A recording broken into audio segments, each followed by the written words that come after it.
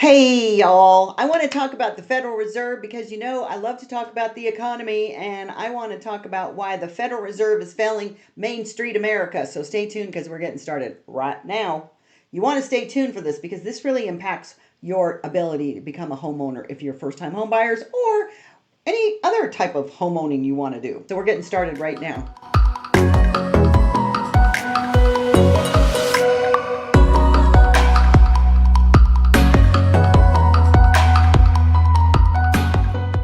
So, welcome back to this channel, Your Wichita Falls. I'm Debbie Dobbins. I am your host. And if you've been with me for a while, you know that I have been ringing this bell for decades. And today, I got a whole lot to say about the Federal Reserve, about Jerome Powell, about interest rates, and what this means for you. You, and your wallet and your future. So buckle up because I'm going to get a little spicy here today. I want to go back to 2001. This is when I was first here in Wichita Falls. I moved here the first time in 1996, started the first female-owned and operated mortgage company. I used to advertise in a newspaper, which, who reads a newspaper anymore? But it was the best form of advertising on the planet. And I would do what's called advertorials. So I would write an editorial, but it was an advertisement. And I did this one article so that I was warning that the Federal Reserve, I wrote this one article that warned that the Federal Reserve was about to raise interest rates just as the Dow hit, get this, 10,000. It's so hilarious to even say. It's like when I used to get gas for 25 cents a gallon when I was 17. But that same year, I made a prediction that we were heading into a refinance boom. Here's a little picture of that ad. I still to this day, I love that so much because honestly, Greenspan was the Federal Reserve Chair at that time. And he was a little tight on monetary policy, but he actually had a philosophy. This Jerome Powell dude, I don't even know what his philosophy is, other than I just wake up in the morning and want to piss somebody off. That's sort of where I feel. But anyways, and I've been talking about him for a while, so you can peruse the channel. This is not something that I just dreamt up today. I've said this over and over and over from when he started raising the interest rates in 2022 till today. And I guess I'm echoing Donald Trump, but I was saying it before he started saying it. He was too late and he's too late again. Back in the day, I was predicting a refinance boom, which guess what? I was right. I'm very much right when it comes to looking at the economy if somebody isn't jerking around with it like Powell is, because there was no way to predict what was happening, especially in the last 4 years with the inflation because of the extra spending that was out of control between COVID and the Green New whatever. But I was right. And I continued to be right until we ran into this last 4 years, which all bets were off for any kind of normalcy. I mean, and I don't mean just because of the COVID issue. There was just so much nonsense going on that was not good monetary policy. And then Mr. Jerome Powell, he messed around with it a little bit more.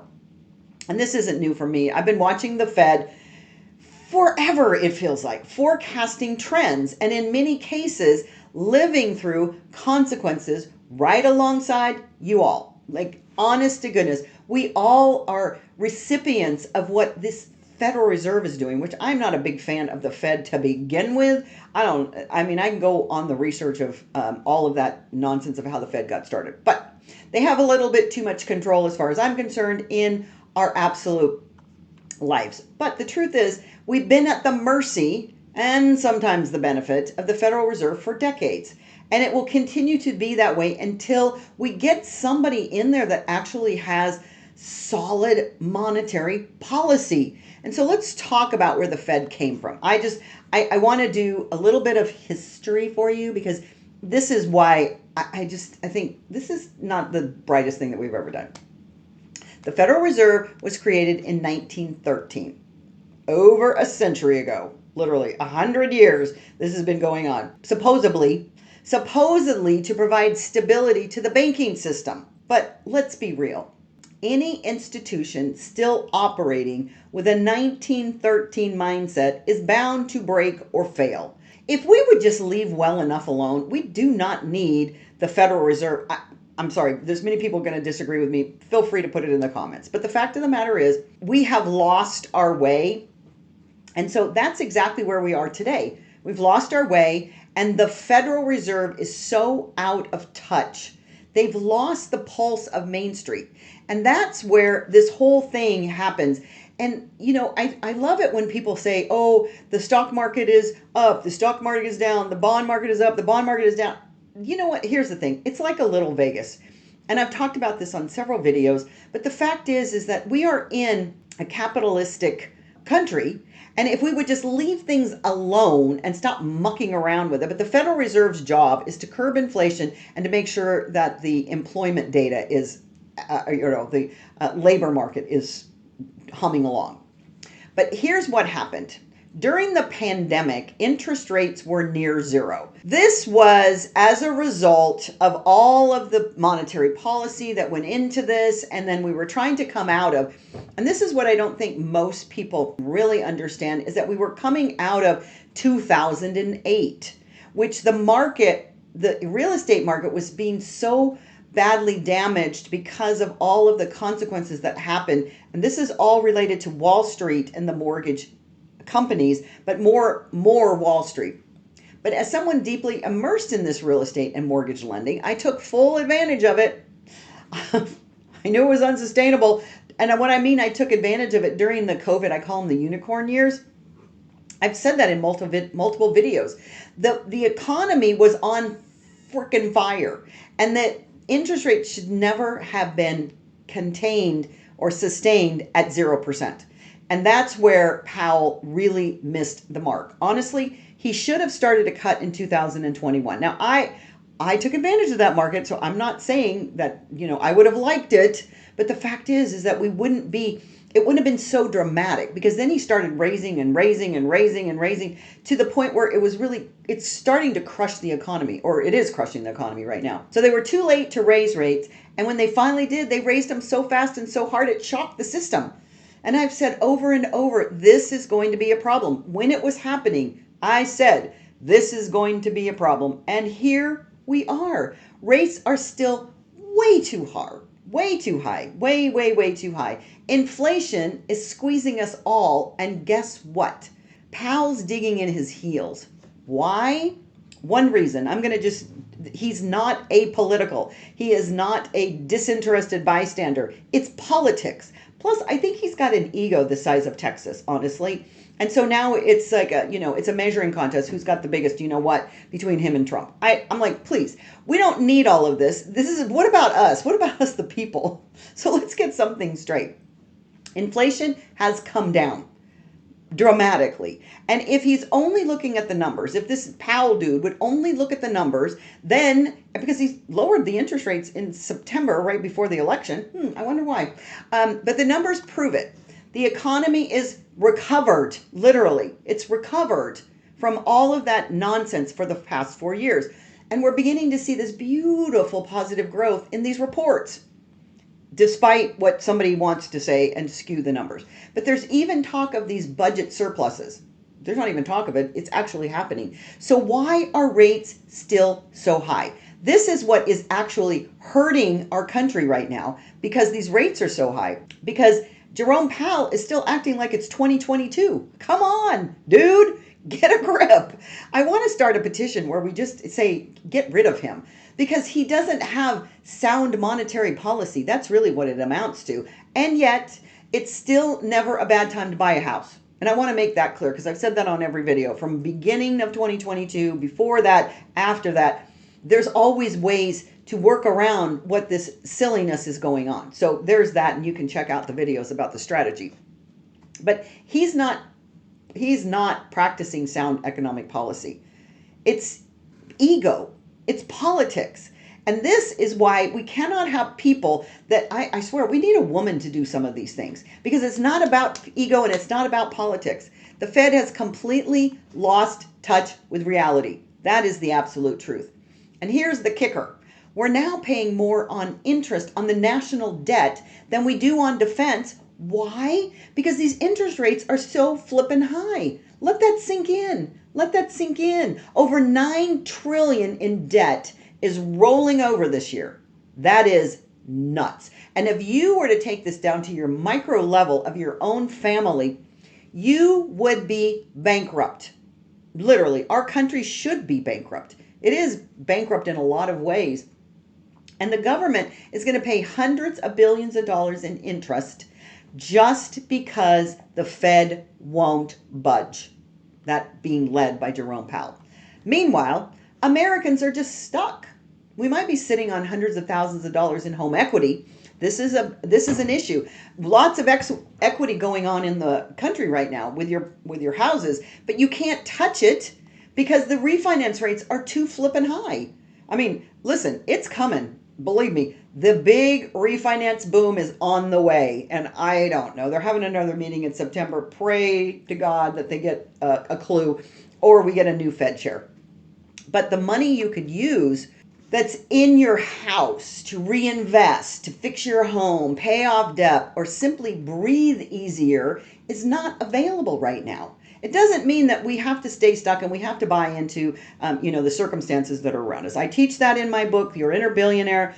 You want to be able to understand that you have options, but this is really, really, really putting a crimp on everything that's happening. And a simple 1.5% to 2% drop in interest rates, what? That's what happened back then when I predicted it, could unlock massive economic momentum.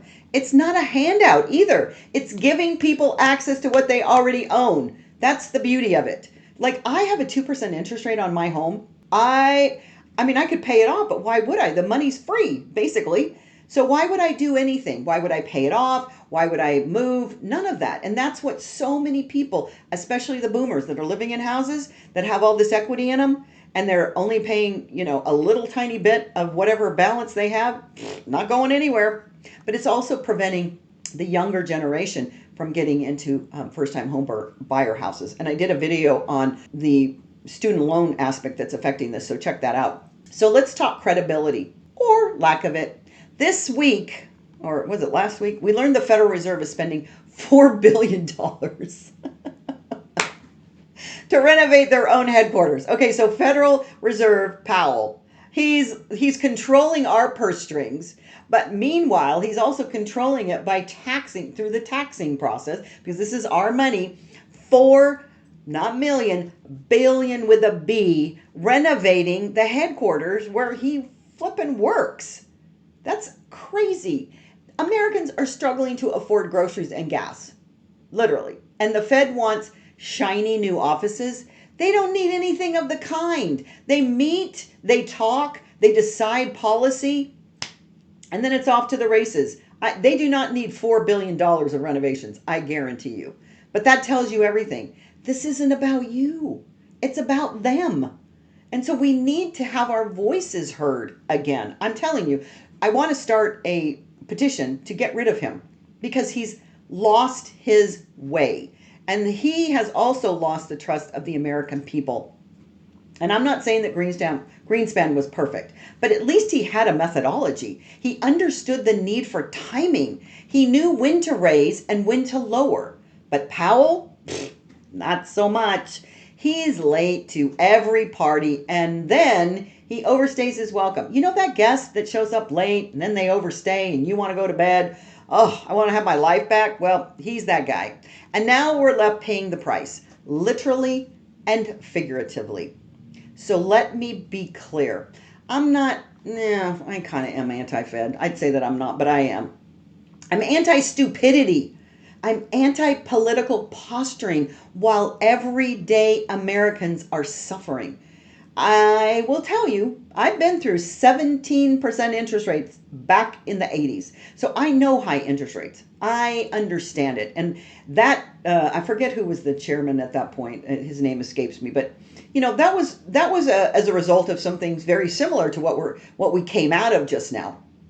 But I've sold loans through every economic cycle. I know what it feels like to watch the Fed pretend they're acting in your interest when they're not. And right now, we are due a reprieve. Everybody should be finding a way. I think I'll put it in the notes someplace. A way to write a letter, send an email, start a petition to get rid of Powell. And if we want a thriving economy, we need the Fed to wake up. We need them to serve Main Street, not Wall Street, because that's part of what's going on as well. We need them to remember that real people's lives are affected by every policy decision they make. From our everyday life to our credit cards, our car payments, our house payments, to the national debt that we now have to pay more on because the interest rates are so high. That's crazy. We're affected by every decision that they make. Lowering interest rates now isn't just smart, it's necessary. And if you agree, or even if you don't, leave a comment. And by the way, if you want to come to beautiful Wichita Falls, where we have the second lowest cost of living in America, there is a beautiful relocation guide that you can download in the body of this YouTube video, because I want everybody to come here. At least you can get some retrieve by being in a lower cost of living city. So let's have a real conversation about all of this by putting your comments. And if you found this valuable, give it a thumbs up, subscribe, and share it with someone who needs to hear it. This is Debbie Dobbins bringing you the truth with heart, soul, and a little sass, just like always, because your future is worth fighting for. Queen of Magic out.